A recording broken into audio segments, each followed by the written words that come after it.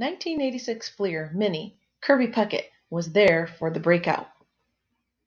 If there was any knock against Kirby Puckett in 1986, it was that he wasn't a rookie. That was the summer, after all, when Wally Joyner and Jose Canseco waged an assault on the rookie home run record, an assault that ultimately fell short and lit up the hobby in the process. It was tough for a breakout artist to get much press in that setting, unless you were streaking to a 24-4 record like Roger Clemens did. But setting aside those shortcomings, not being a rookie and not being a towering flamethrower, Puckett was nothing short of a revelation for the 1986 Minnesota Twins clubs that finished 71-91 and in 6th place in the old American League West Division. After all, with nearly 2 full seasons of Major League action under his belt, the Twinkies center fielder looked like he'd be a good average, low-power guy with speed, as evidenced by his batting line: .292, 4 home runs, 105 RBI, 18 triples, and 35 stolen bases over the span of 1,327 plate appearances. Puckett was also 26 years old, so his prospect days were behind him.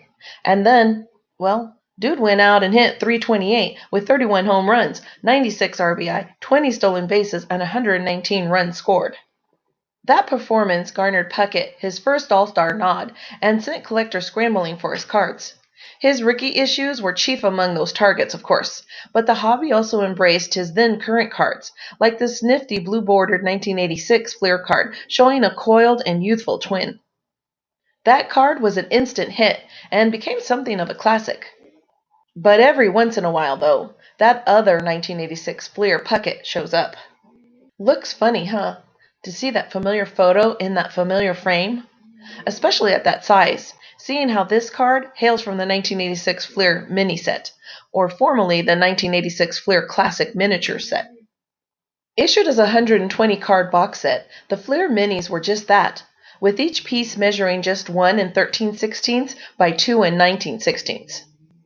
The design is identical to the base Fleer set, as is the progression of cards by team, beginning with George Brett of the 1985 World Series champions Kansas City Royals and ending with J.R. Reynolds of the bottom-dwelling Pittsburgh Pirates. In between, each club was represented by 4 or 5 cards. Puckett was the last of the Twins, joining teammate Bert Blyleven, Tom Brunansky, and Kent Herbeck. But obviously, the photos were different. All these years later, though, it seems fitting to see the diminutive spark plug with 2 championship Twins teams featured on a diminutive card from his breakout season.